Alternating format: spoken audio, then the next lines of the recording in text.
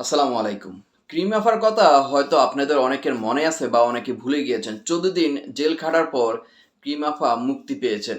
কি কারণে সেটা তো আপনারা জানেন। সেই অনলাইনে বাচ্চাদেরকে নিয়ে এসে তার ছোট বাচ্চাটাকে আ আ চুলগুলা কালার করে দিয়ে, ফেসিয়াল করে দিয়ে অনেক ধরনের মানি কাজ করে। সে ক্রিম বিক্রি করে অনলাইনে। তো আ তার বিরুদ্ধে একাই ১০০ আ শিশুদেরকে নিয়ে একটি সংস্থা শিশুদেরকে নিয়ে কাজ করে। তারা একটি লিখিত বার্তা দেয় প্রশাসনের কাছে, তখন এটা নিয়ে তদন্ত শুরু হয়। তারপর এক পর্যায়ে ক্রিম আফাকে আটক করা হয়।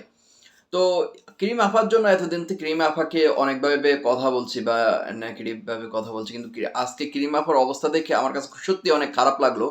ব্যাপারটা দেখে অনেক খারাপ লাগলো। ক্রিম আফা একবারে সহজ সরল, নাম হচ্ছে শারমিন শিলা আরকি। সহজ সরল একজন মানুষ। তার ভিডিওতে আমি দেখতে পেয়েছি অনেক ভিউ হয়। তার ভিডিওতে অনেক ভিউ হয়, অনেক শেয়ারও হয়। কিন্তু তার Facebook যে পেজটা রয়েছে সেটা কিন্তু মনিটাইজ নাই। সে অনলাইন থেকে টাকা ইনকাম কিভাবে করে সেটা সে জানে না কিভাবে করে আরকি।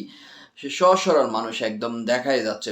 তো তার যখন সে জেলে যায় তখন তার বাসা পাল্টানোর জন্য পার্লারের যেটা ছিল সেটাও অনেক ব্যয়বহুল খরচ গিয়েছে। সবকিছু তছনছ তার হয়ে গিয়েছে। এখন নতুন বাসায় গিয়েছে, সেখানেও টাকা দেওয়া লাগছে। এবং কি যে ফাল্লাটা ছিল, সে ফাল্লাটা নতুন করে দিতে পারেনি। ইতিমধ্যে তাকে কেউ একজন বিকাশে টাকা দিতে চাইছে। মানে তার এই অবস্থা দেখে টাকা দিতে চাইছে। তখন সে বলছে যে, "না, আমি আপনার কাছ থেকে ফ্রিতে বা এমনিতে কোনো টাকা নিব না। আমি কাজের বিনিময়ে আপনার কাছ থেকে টাকা নিব।" তো সে তারপরে কাজ করে। পার্লার করলে তো পার্লারে কিছু টাকা পাইতো, কিন্তু পার্লারটা এখন দিতে পারতেছে না এখান থেকে। যাই হোক, তার অবস্থা এখন মানে আগের চেয়েও মানে বোঝেন তো, একটা যখন ১০ নামে তখন শেষ। এখন আর অবস্থা আগের মতো নেই। কিন্তু সে ব্যবসা কিন্তু চালিয়ে যাচ্ছে। সেই ক্রিম ব্যবসা, ওই যে ক্রিম যেটা, সেটার ব্যবসা চালিয়ে যাচ্ছে সে। এটা করবেই সে। আর তার স্বামীর কথা কি বলবো? আর তার এখন পরিস্থিতি দেখে সত্যিই অনেক খারাপ লাগলো, মায়া লাগলো। তো আপনাদের কেমন লাগলো সেটা অবশ্যই জানাবেন শারমিন শিলার কথা। তো ব্যাপারটা কিন্তু ১ম এ তাকে বুঝিয়ে শুনিয়ে অন্যভাবে এই বিষয়টা করা যেত।